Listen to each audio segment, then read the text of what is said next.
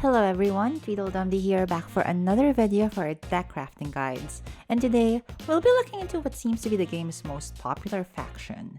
The Empire, the Great Sun, the Almighty Nilfgaard. Now, in case you guys didn't know, I actually started making these videos by making a tier list of either all the faction's legendary or epic cards, and I didn't realize until then just how many cards Nilfgaard has that rely on RNG, or just randomness in general, so I kinda want to make a disclaimer before we proceed.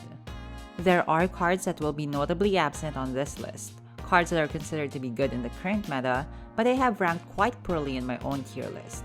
This video is where I would most like to emphasize that aside from power level and versatility, consistency is one of the key factors we consider when recommending cards on these guides. Also, can I just recommend that Leo Bonhart be the last Nilfgaard legendary card you craft if you're a beginner?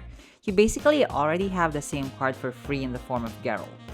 Okay, moving on, we'll be discussing legendary cards, or cards that require 800 scraps to be crafted, and the cards I will be mentioning aren't ranked in any particular order, so feel free to craft the cards you think will be most useful for you if you don't have enough scraps to craft them all.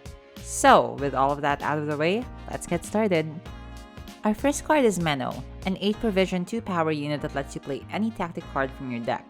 Now, let me just say that out of all the 8 provision legendary thinning cards from every faction, I think Menno is by far the best of them, and by a very wide margin.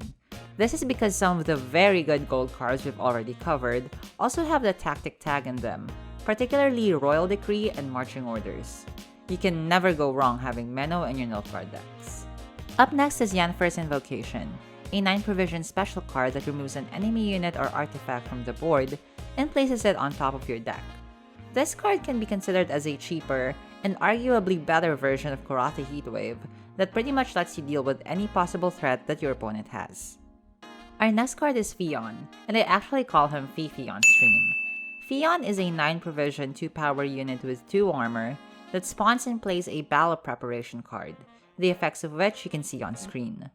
Feeon is also the Nilfgaard faction's defender card, and he slots into so many Nilfgaard archetypes it's crazy. He's a soldier, he triggers Assimilate by spawning a card that is a tactic by the way, and oh yeah, he's also a defender.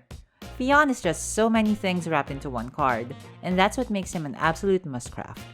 Our fourth card is Theseus, a 9 provision 5 power unit that reveals a random card from your deck. If it's a unit, it boosts itself by its power, and if it's an artifact or a special card, it lets you play that card instead. Theseus is one of the numerous RNG cards that Nilfgaard has, but his specific effect makes it so that you can pretty much get value from him very easily. Sure, there might be times when you're forced to make suboptimal plays with him, but as long as you make sure you play him at the right time, Theseus should bring you more good than harm.